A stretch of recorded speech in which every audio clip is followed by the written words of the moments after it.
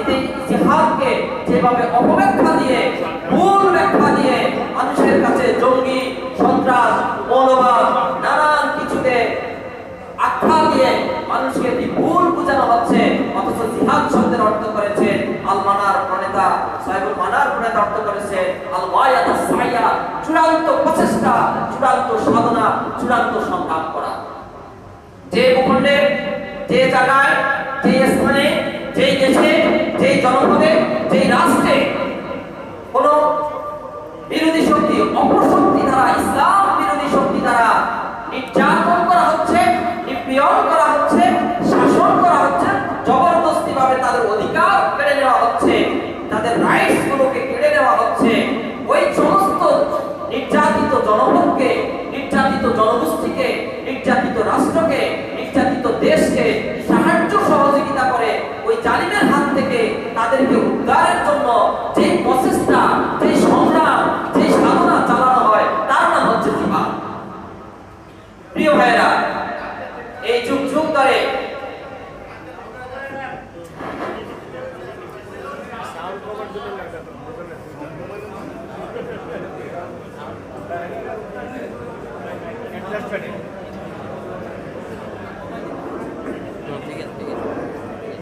প্রিয় ভাইরা বলতেছিলাম, যুগ যুগ ধরে আমাকে, আপনাকে, পুরা জাতিকে, বিশ্বকে এইভাবে জিহাদের মূল অর্থ করে ব্যাখ্যা দিয়ে জিহাদ মানে উগ্রতা, জঙ্গিবাদ, জিহাদ মানে মৌলবাদ, নানান কিছুকে আখ্যায়িত করে আমাকে, আপনাকে মূল ধারা থেকে বিচ্যুত করে, ইসলামের মূল ধারা থেকে বিচ্যুত করে আমাকে দূরে দূরে ফেলে দিয়েছে। অথচ আপনারা দেখেন বিগত 16-17 বছরে বাংলাদেশে যে জঙ্গি নাটক সাজানো হয়েছে, হলিয়াতে যে জঙ্গি, জাহাজবাড়ি জঙ্গি, আমার এখানে গ্রিন রোডের এখানে একটা জঙ্গি, নানান জায়গায় জঙ্গির যে নাটক সাজানো হয়েছে, এগুলো এখন প্রকাশিত হচ্ছে। আসলে কি জঙ্গি ছিল, মৌলবাদী ছিল? দাড়ি, টুপি, লেবাস দেখলে, মাদ্রাসার শিক্ষার্থী দেখলে মনে হয় জঙ্গি। এদেরকে জঙ্গি সাজানো হয়েছে, জঙ্গি বানানো হয়েছে। এই ইসলাম ফোবিয়া যুগ যুগ ধরে ছিল, আছে, থাকবে। আমাকে, আপনাকে সচেতন হতে হবে, সজাগ হতে হবে। বাতিলের পক্ষে, বাতিলের বিরুদ্ধে আমাকে, আপনাকে কথা বলতেই হবে, কথা বলতেই হবে, কথা বলতেই হবে। এটি ইমানি দায়িত্ব। হাদিসে রাসূল সাল্লাল্লাহু আলাইহি ওয়াসাল্লাম ইরশাদ করেছেন, মান রাআ মিনকুম মুনকারান ফালিয়ুগাইয়িরহু বিয়াদিহি ওয়া মান লাম ইস্তাতি' ফাবিলিসানিহি ওয়া মান লাম ইস্তাতি' ফাবিকলবিহি ওয়া যালিকা আদাফুল ঈমান। আল্লাহ রাসূল বলেছেন, যদি কারোর ব্যক্তি, কারোর সামনে কোনো অত্যাচার, কোনো শোষণ, কোনো নিপীড়ন, অন্যায় হতে দেখে, তাহলে সে যেন সেটা হাত দিয়ে প্রতিহত করে। রাসূল সর্বপ্রথম হাতের কথা বলেছেন। এই হাতের অনেকগুলো অর্থ আছে। আপনারা যারা ব্যাকরণ পড়েছেন, বাংলা ব্যাকরণে, হাতের অনেকগুলো অর্থ আছে, আর 10টার মতো অর্থ আছে হাতে। দেখে নেবেন সে হাত, এই হাতের অনেকগুলো অর্থ আছে। এরপরে বলেছেন, সে যদি হাত দিয়ে ওটা প্রতিহত করতে অক্ষম হয়, সক্ষম না হয়, তাহলে সে যেন মুখ দিয়ে সেটা প্রতিহত করে প্রতিবাদ জানায়। যদি সে এতে অক্ষম হয়, তাহলে সে যেন অন্তর দিয়ে, মুখ থেকে, তার নখ থেকে, আত্মা থেকে ওই অন্যায়কে, ওই শোষণকে, ওই জুলুমকে, নির্যাতনকে, নিপীড়নকে সে যেন চরমভাবে ঘৃণা করে।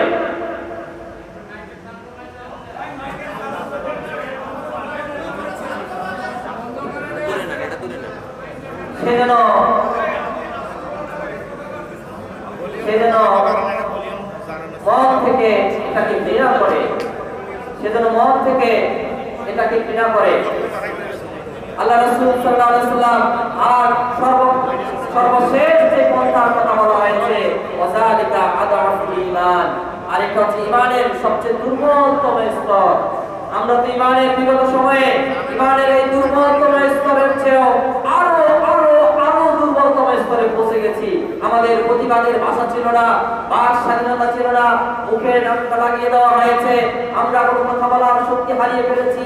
আমাদের যে রাইট ছিল, ফান্ডামেন্টাল রাইটস, এই রাইটস মধ্যে আমাদের কিছু ছিল না। সেখান থেকে আল্লাহ রাব্বুল আলামিন আমাদেরকে একটি সুন্দর সময় দান করেছেন। এই জন্য আমরা এই সময়কে আমাদের উপযুক্ত সময় মনে করে কাজে লাগাতে হবে। প্রিয় ভাইরা, আমি তেলাওয়াত করেছিলাম সূরা আল কদর। সূরা আল কদর আমি আপনাদের সামনে তেলাওয়াত করেছিলাম, আবার তেলাওয়াত করেছি। আপনাদের তো মুখস্থ আছে এই সূরা, সবারই মুখস্থ থাকার কথা। বিসমিল্লাহির রহমানির রহিম। ইন্না আনজালনাহু ফি লাইলাতিল কদর ওয়া মা আদরাকা মা লাইলাতুল কদর লাইলাতুল কদরি খায়রুম মিন আলফি শাহর তানাজ্জালুল মালাইকাতু ওয়ার রূহু ফিহা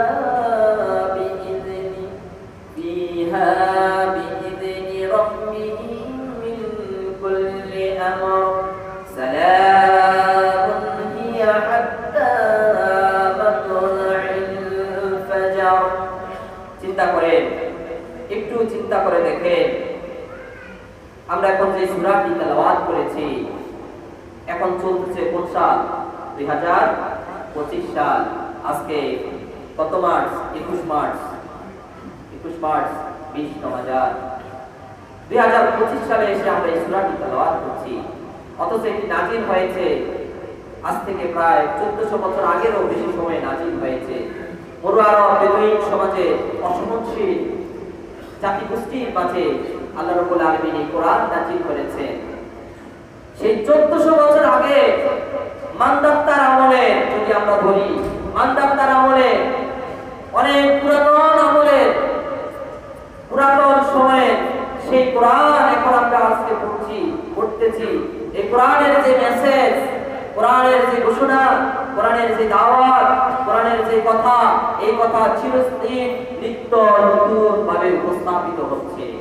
চিরস্থায়ী ভাবে নিত্য নতুন এই কোরআনের অন্যতম একটি মর্যাদা হচ্ছে কোরআন কিয়ামত পর্যন্ত নিত্য নতুন অবস্থায় থাকবে। এটি কোরআনের অন্যতম একটি চ্যালেঞ্জ। আল্লাহ রাব্বুল আলামিন কোরআন নাযিলের সময় চ্যালেঞ্জ করে দিয়েছেন, আনহু নাকলান মুতাওয়াতিরান বিলা শুবহাতি, যে আনহু নাকলান মুতাওয়াতিরান বিলা শুবহাতি, কোন ধরনের সন্দেহ ব্যতিরেকে যে কোরআন অক্ষরিকভাবে নাযিল করা হয়েছে, এটা হচ্ছে কোরআনের অন্যতম চ্যালেঞ্জ। এই কোরআন কখনো পুরাতন হবে না। কোরআন নিত্য নতুন, কোরআন নিত্য নতুন মেসেজ দিবে যুগ যুগ ধরে। আজকের 2025 সাল কেন, আনটিল কিয়ামত, আনটিল রেজারেকশন, এই কিয়ামত পর্যন্ত এই কোরআন নিত্য নতুন যত সমস্যা, সম্ভাবনা, দিক আমাদের সামনে আসবে, সকল সমস্যা, সম্ভাবনা, সকল পরিস্থিতির মোকাবেলায় কোরআনের সমাধান সবচেয়ে উত্তম, সবচেয়ে নিত্য নতুন, সবচেয়ে পরিবেশ বান্ধব, সবচেয়ে যুগ উপযোগী সমাধান হিসেবে বিবেচিত হবে। আর এই কোরআনের সমাধান যারা গ্রহণ করেনি, কোরআনের সমাধান যারা চায়নি, কোরআনের সমাধান যারা কামনা করেনি, তারাই যুগে যুগে বিপদগামী হয়েছে, পথভ্রষ্ট হয়েছে। এটি আমরা সূরা ফাতিহার মধ্যে যখন আমরা পড়ি, ওয়াইলিল মাগদুবি আলাইহিম ওয়ালাদ-দাল্লিন, ওয়াইলিল মাগদুবি আলাইহিম ওয়ালাদ-দাল্লিন, যে তাদের পথে নয় যারা পথভ্রষ্ট হয়েছে। এই কোরআনের ছায়াতলে আসার কারণে আবু বকর, ওমর, ওসমান এত বেশি সম্মানিত হয়েছে, এত বেশি কদর পেয়েছে, এত বেশি মর্যাদা পেয়েছে, ইতিহাসে এত বেশি স্মরণীয় হয়ে আছে। কোরআনের ছায়াতলে এসে রাসূলের ছাত্র হয়েছে, কোরআনের সিলেবাস গ্রহণ করেছে, কোরআনের ছাত্র হয়েছে, রাসূলের প্রতিষ্ঠানের ছাত্র হয়েছে আবু বকর, ওমর, ওসমান, আলী, সুমাইয়া, আম্মার ইবনে ইয়াসির, বেলাল, এর মতো আবু সাঈদ খুদরি, এদের মতো বিশিষ্ট সাহাবীরা এই কোরআনের ছায়াতলে আসার কারণে আজকে এত দূর সম্মানিত, এত বেশি গৌরবের মর্যাদা অর্জন করেছে। আর যারা এই কোরআনের সাথে বিরোধিতা করেছে, কোরআনকে বিদ্রুপ করেছে, রাসূলকে বিদ্রুপ করেছে, সাহাবীদের বিদ্রুপ করেছে, দাওয়াতকে অস্বীকার করেছে, আল্লাহর রাসূল সাল্লাল্লাহু আলাইহি ওয়াসাল্লামের দাওয়াতকে প্রত্যাখ্যান করেছে, ডেক করেছে, ক্রিটিসাইজ করেছে, রাসূলকে পাগল বলেছে, মাজনুন বলেছে, শায়ের বলেছে, কবি বলেছে, গলব বলেছে, নানান কিছুতে আখ্যায়িত করেছে। তারা ইতিহাস থেকে তারা মুছে গেছে। ইতিহাস তাদেরকে স্মরণ করলে, আবু জাহেল নামটি নিলেই আমার আপনার মনে একটি নেতিবাচক ধারণা, একটি নেতিবাচক সেন্টিমেন্ট নেতিবাচক ফল কাজ করে আমার আপনার ভিতরে, মস্তিষ্কের ভিতরে।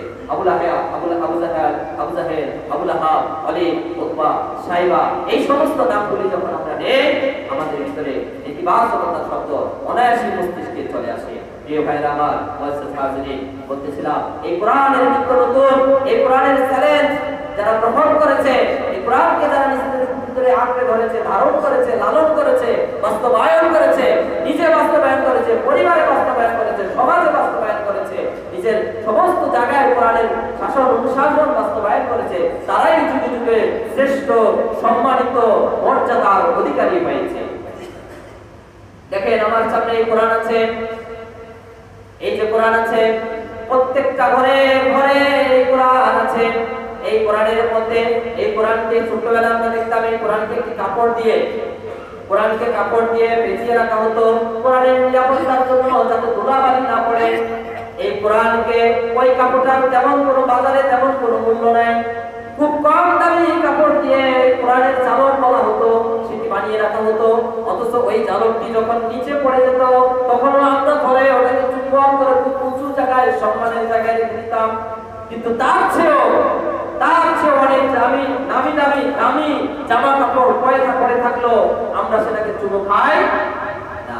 অথচ এই কোরআনের এই ছোট্ট ঝালর, যেটি অনেক কম দামি, এটি কোরআনের সংস্পর্শে থাকার কারণে আমরা সেটিকে সম্মান করি, প্রদর্শন দেখাই। অতএব এই কোরআনের ছায়াতলে, কোরআনের সংস্পর্শে আসলে সম্মান বাড়িয়ে দিবে আল্লাহ রাব্বুল আলামিন, সম্মান বাড়িয়ে দিবেন, আমার আপনার সম্মান বাড়িয়ে দিবেন আল্লাহ রাব্বুল আলামিন। যেভাবে আবু বকর, ওমর, ওসমানকে সম্মান বাড়িয়ে দিয়েছেন, সাহাবী তাবিঈদের সম্মান বাড়িয়ে দিয়েছেন, ওলি আব্দুল কুদুস, মুতাকাদ্দিমিন, মুতাআখিরিন, হক্কানি পীর মাশায়েখদের সম্মান যেভাবে বাড়িয়ে দেওয়া হয়েছে, সেইভাবে আমার আপনার সম্মানকেও বাড়িয়ে দেওয়া হবে। এই কোরআন নাজিলের মাসে, শাহরুর রমাদানাল্লাযী উনজিলা ফীহিল কুরআন হুদাল লিন-নাসি ওয়া বায়িনাতিন মিনাল হুদা ওয়াল ফুরকান। এই কোরআন নাজিলের মাসে, ইন্না আনসালনাহু ফী লাইলাতিল কদর, আমি কদরের রাত্রিতে কোরআনকে নাজিল করেছি। এই কোরআন নাজিলের মাসে আমার আপনার জন্য যে মেসেজ, যে করণীয়, প্রতি বছর এইভাবে রমজান আমাদের মাঝে আসে যায়, আলোচনা শুনি, মসজিদে, বাহিরে, ইফতার মাহফিলে, সভা, সেমিনারে, নানান জায়গায় আমরা আলোচনা শুনি। হুজুর আলোচনা করেন, বক্তা আলোচনা করেন, ওয়াইজিন আলোচনা করেন, আর আমরা বলি খুব চমৎকার আলোচনা করেছেন হুজুর, আজকে হুজুর খুব ভালো আলোচনা করেছেন, খুব ইফেক্টিভ আলোচনা করেছেন, খুব প্রোডাক্টিভ আলোচনা করেছে। কিন্তু এই আলোচনা কি আমার আপনার জীবনে কতটুকু সফলতা বয়ে এনেছে? এই আলোচনা থেকে, এই আলোচনা শোনার পরে, এই রমজান পাওয়ার পরে, এই কোরআনের দর্শন পাওয়ার পরে, এই কোরআনের সাক্ষাৎ পাওয়ার পরে, কোরআনের মাস পাওয়ার পরে আমার আপনার ভিতরে কি পরিবর্তন এসেছে? আমার আপনার ভিতরে নফসের কি পরিবর্তন হয়েছে? আত্মার কি পরিবর্তন হয়েছে? আমার কাজ করবে মুআমালাতের কি পরিবর্তন হয়েছে? সামাজিক কি পরিবর্তন হয়েছে? পারিবারিক কি পরিবর্তন হয়েছে? ব্যক্তি জীবনে কি পরিবর্তন হয়েছে? কি পরিবর্তন আমি আনতে পেরেছি? এটি হচ্ছে রমজানের মাসে, রমজান মাসে আমার আপনার কাছে অন্যতম জিজ্ঞাসা হচ্ছে, কি পরিবর্তন আমি নিয়ে আসতে পেরেছি আমার জীবনে?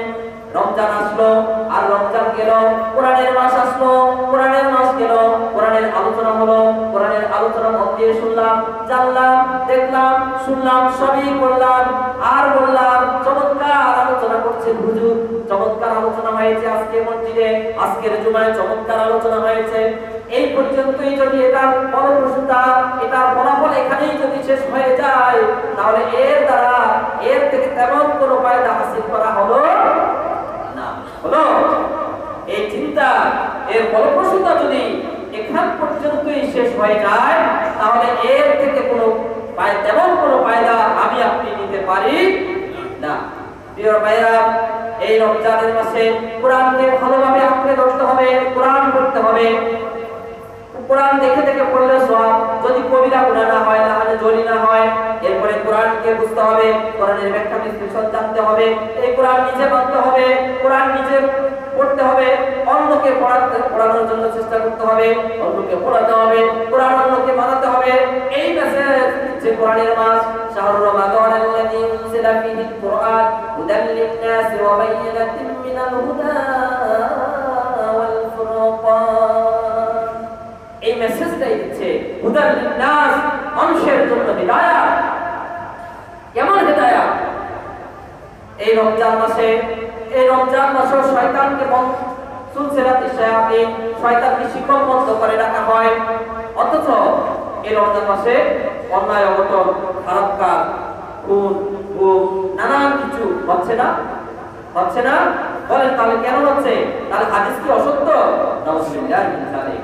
রাসূল সাল্লাল্লাহু আলাইহি ওয়াসাল্লামের হাদিস কখনো অসত্য হয় না, কখনো মিথ্যা হয় না, কখনো বিরুদ্ধ হয় না, কখনো পরিবেশ বিরুদ্ধ হয় না, বরং সব সময় উপযুক্ত।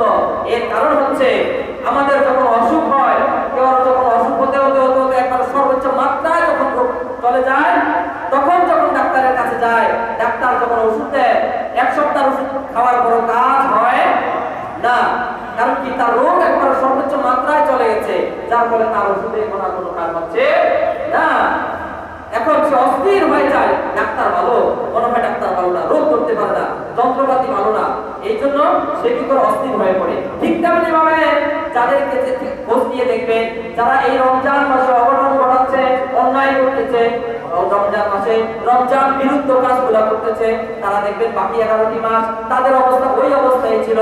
খারাপের দিক দিয়ে তারা চরম পর্যায়ে পৌঁছে গেছে। দুই একদিন রমজান মাস আসার পরেও, রোজা রাখার পরেও তারা ভালো হতে পারছে। আপনি মিলায় দেখবেন, আমি বলছি আপনারা একটু মিলায় দেখবেন, যারা এই অঘটন করছে মিলায় দেখবেন। তো রমজানের শবে কদর মাস, এই লাইলাতুল কদর আমাদেরকে পালন করতে হবে। আমার সময় শেষ হয়ে গেছে, আমাকে এখনই ছেড়ে দিতে হবে। আমি 1 মিনিট কথা বলে আমি আমার আলোচনা এখানে শেষ করে দেব। এই রমজান মাসের শবে কদর লাইলাতুল কদর অবশ্যই পালন করতে হবে। এই লাইলাতুল কদরের আমলগুলো করতে হবে, লাইলাতুল কদরের সালাত তাসবিহ পালন করতে হবে, এবং এই বর্জনীয় আর গ্রহণীয় এই কথাটি বলে আমি শেষ করে দিচ্ছি। কি বর্জন করে ফেলবেন এই রমজানের মাধ্যমে? 1 বছরের মাধ্যমে এখন থেকে আর সারা জীবন এগুলো করবেন না।